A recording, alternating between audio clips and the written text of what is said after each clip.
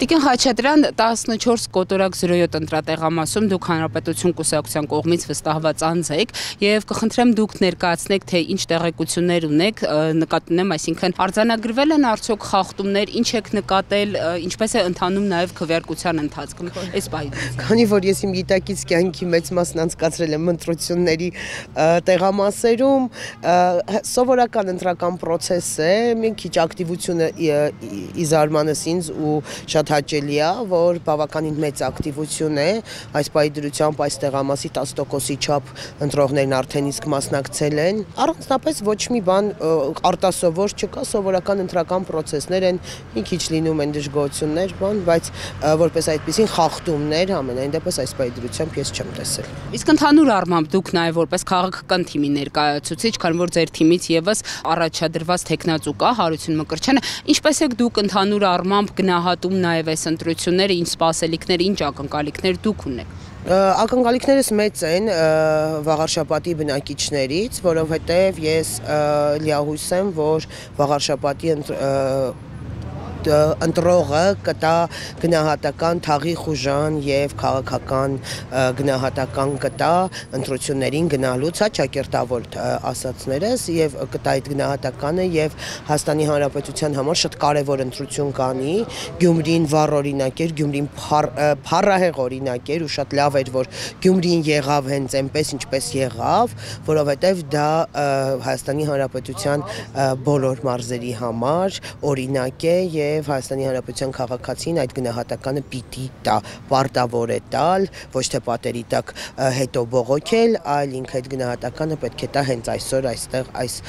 իր ընտրությամբ ու ես վստահում եմ վաղարշապատցիների թասիբին։ Քաղաքացիների մոտ չկա այլևս այսպես նաև անվստահություն, հիասթափություն ընտրությունների հետ կապված, ինչ եք կարծում։ Պետք է որ չլինի, որովհետև ընտրությունները Երևանի ընտրություններն ամենափայլուն օրինակն էին, որ ընտրությունները հենց իրենց քվեով է որոշվում, տեսնելով թե քանի ձայն էր պակասում, ասենք լիարժեք թեկուզ կոալիցիոն իշխանություն լինելու համար, որը եթե կեղծվեր ընտրություններ 50 ձայնը ոչինչ էր, ոչինչ էր եւ հնարավոր էր կեղծել եւ նույնիսկ դա չի եղել վերջին տարիներին Հայաստանի Հանրապետության ամենամեծ ու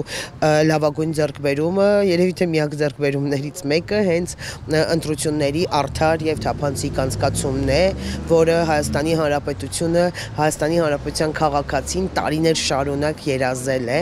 եւ հենց Հայաստանի Հանրապետության բոլոր դժբախտությունների պատճառը ընդհուպ մինչեւ պատերազմի պարտություն եղել են հենց կեղծված ընտրությունները, որովհետեւ այն մարդիկ, որոնք չեն ընտրվել ժողովրդի քվեով, իրենք ընտրել են այսպես տարբեր ձևերով, թաղի խուժաններով, տարբեր մակարդակներով, ընտրակաշառքներով այդ մարդիկ չէին կարող ունենալ լիարժեք եւ ստիպված էին հենց իրենց ընտրություններին իրենց համար գործարարածներին